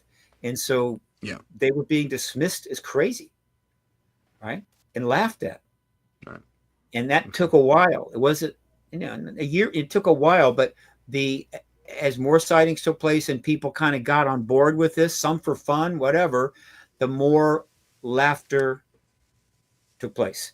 And so essentially, the government made it possible for the public to embarrass itself to a point to start to build that stigma and build that truth embargo, build that ghetto, this intellectual ghetto. And so it took time. And then every year, as you go after that, it just got worse and worse because the sightings kept happening. And every time there was a sighting, more people got on board. More people were willing to step out. More people would announce. We had organizations that were formed and people joined it. It became a thing. But for the vast majority of the American people, it was still nonsense. And so you've got this tension between people, a number of people growing that think this is real, and the vast majority of the American public think it is nonsense. And so consequently, the stigma was guaranteed to grow. And of course, the government was facilitating that in other ways. And that's what built the intellectual ghetto. But it didn't start off as an intellectual ghetto. And it took a while to build there. And that was the job of the government, was to help make sure that happened. But in the absence of a proper engagement, in the absence of appropriate science and so forth, a lot of just regular citizens helped build the government's intellectual ghetto. And this is perfectly analogous because guess what? The Germans forced the Jews to help build their own ghettos. And so, and I'm not uncomfortable about making that analogy. This is a ghetto, but it's an intellectual ghetto, and the walls are made of ridicule, and the government almost forced the American people to help build that ghetto.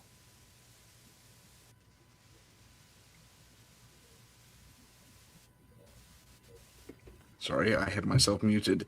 Uh, One of our chat people, Wood Writers, has he said his argument is that the government will not be the ones putting forth any information, breaking down the walls of disclosure, and making that happen because they are the keepers of the secrets. But you expressed earlier on, I think he just joined us, so I know you expressed earlier on that we have an administration in place now that would be a little more keen to make that a reality. Would you Well, care much to more than respond to that.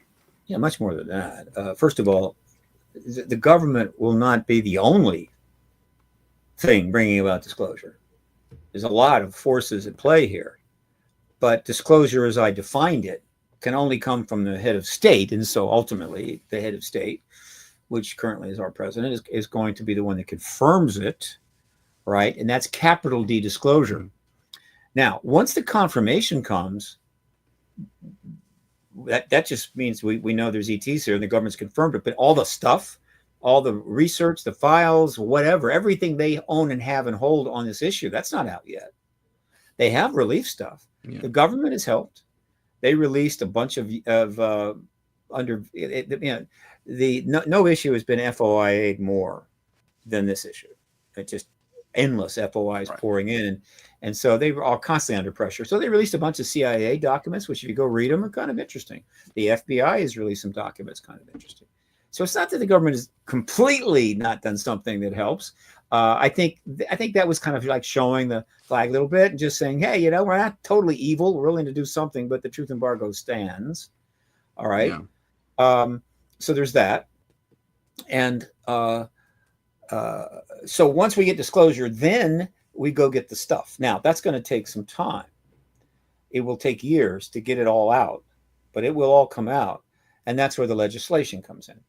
One of the reasons that we're close to disclosure is because prior to 2021, right, well, actually, it was December of 2020, there'd never been a piece of legislation on this issue.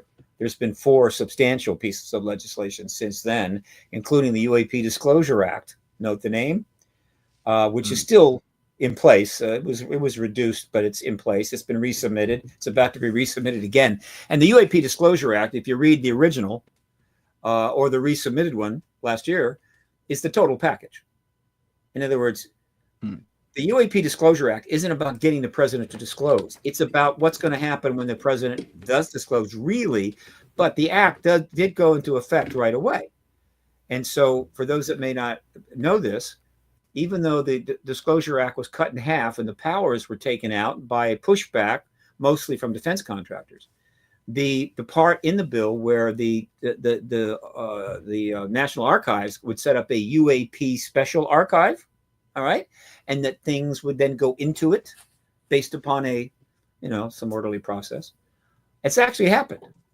There is a UAP archive at the National Archives. You can go find it online, and things are starting to turn into it, all right? But, crash vehicles, formalized videos of events, gun camera footage, yada, yada. No, that's not going to come in until we get disclosure, capital D disclosure confirmation. And then we get the rest. Now, this gentleman may be correct in this sense, that there are aspects of the evidence and material that we have in our essentially facilities, right, both public and government and private, that they will hold on to the last minute. In other words, they will do everything they can to keep that as long as possible. And that's not going to shock anybody. But there will be things coming out all the time, and the public will be generally comfortable, though there will be demands. Well, look, this is great, but we want that. And so there's going to be a tug of war, but this tug of war will be conducted under a legislative umbrella. And there will be some things, and the stuff that comes out last, or the stuff I can't wait to see. Will something not come out at all? The only way that will happen, I believe, well, the way that will happen is this: a rogue group, separate enough from virtually all oversight, will simply just fade into the background and continue doing their stuff, somehow funded somehow, and nobody knows about it, though they'll be breaking the law and possibly headed for prison.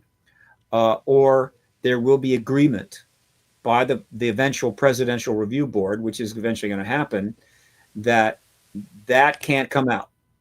And under the legislation, they'll have to account for the why a little bit, and they have to provide some information so we know under the law that something is being withheld, right? I mean, obviously that's light years from where we are now. And it's possible there'll be a couple of things that may remain there for years, maybe even decades. I doubt it, but it's possible.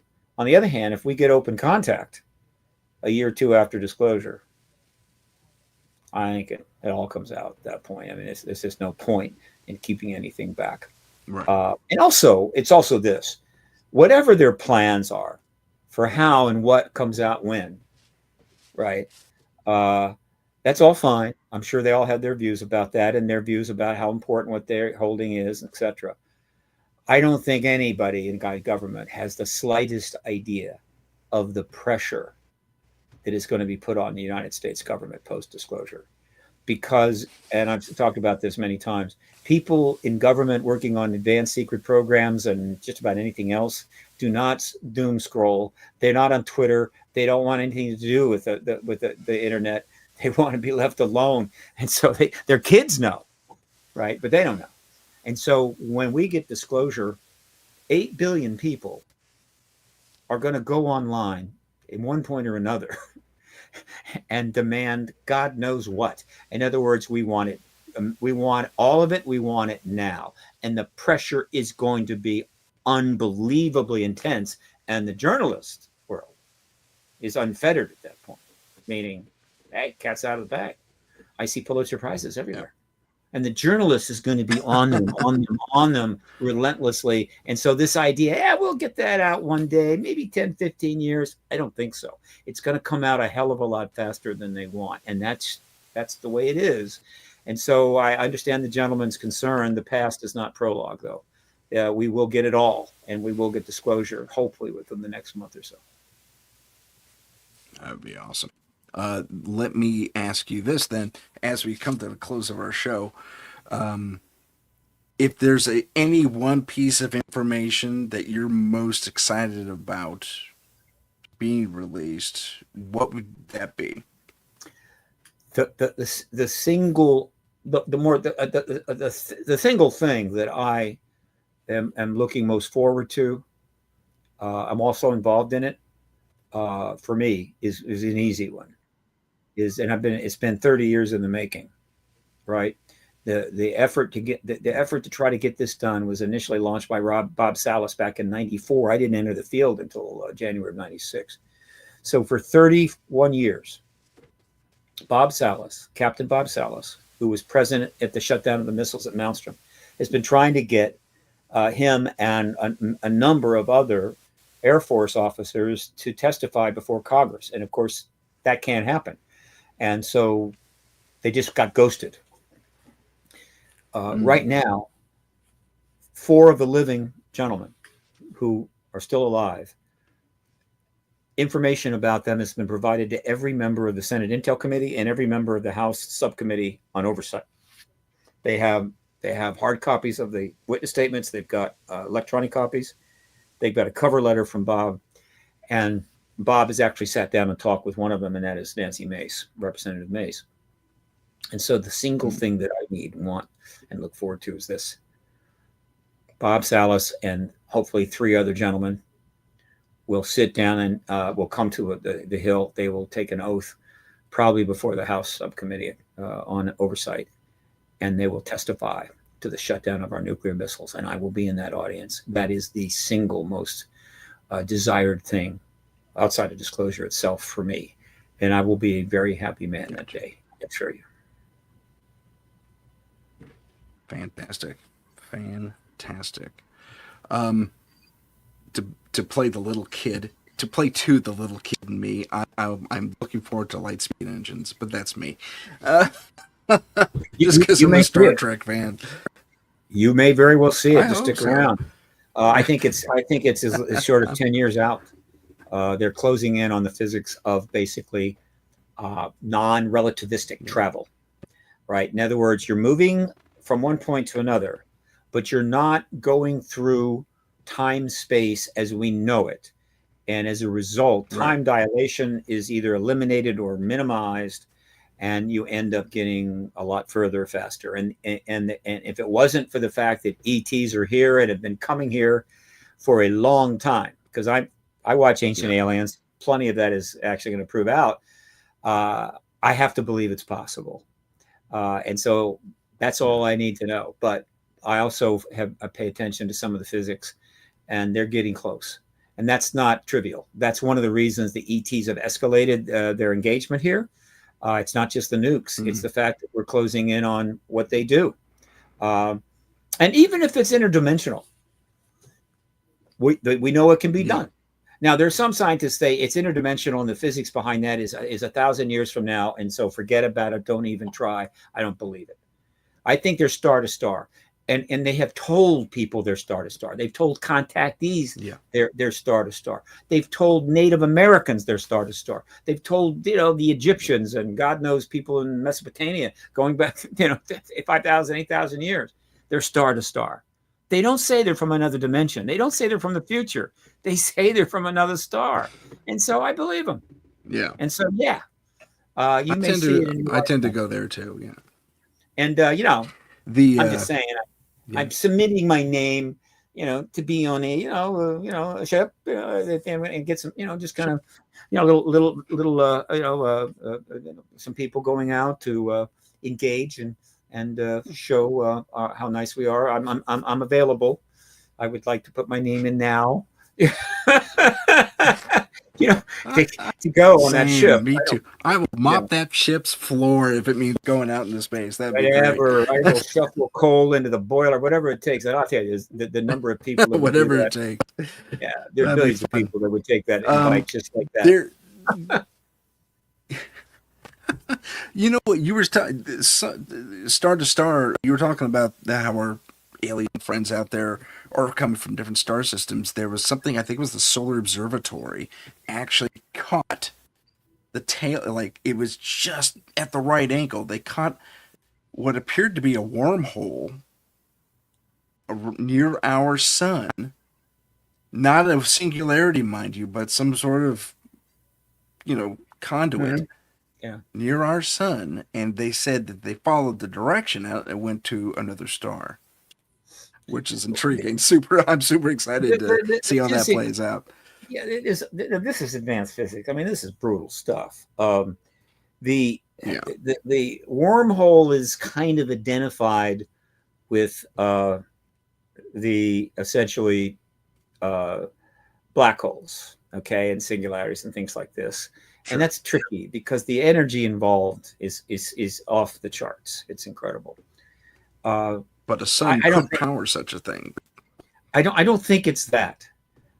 I think that the wormhole is a fine idea. Okay, let's use it. It's kind of the thing. I just think what a wormhole is not anything like a black hole. It is the ability to move through space in a way that you are able to get around relativity, and the outcome is that you do emerge, right? And so as you're moving from place to place, when you stop, you kind of emerge out of that particular modality of transportation, and it leaves kind of what looks like some sort of a wormhole.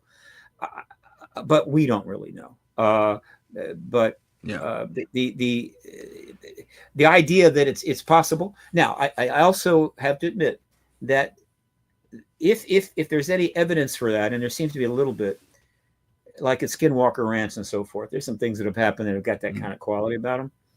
That does kind of lean toward dimensionality too. All right, and I acknowledge that. I mean, any evidence of that type you could easily assign to dimensionality. In other words, the reason there's a hole, it's not to another part of our galaxy, it's to another dimension.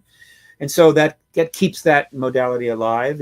I get it. You can't rule it out completely. I still don't think it's the case, but it looks like it.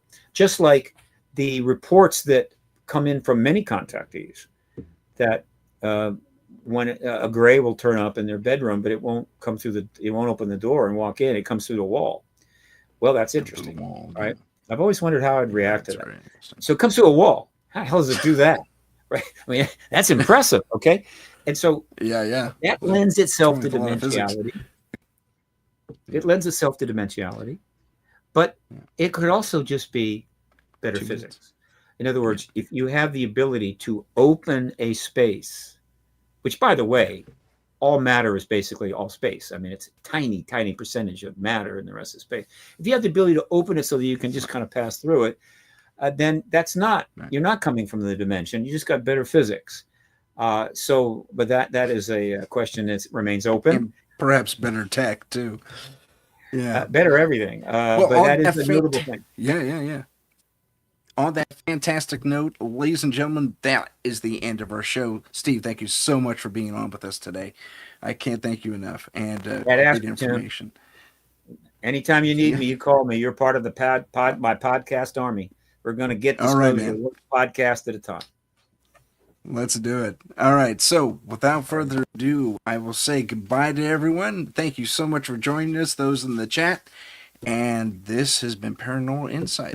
Have a good rest of the week. We'll see you next time. If you have a paranormal experience that you would like to discuss on the show, please email us at paranormal.insight.podcast@gmail.com. That's paranormal.insight.podcast@gmail.com.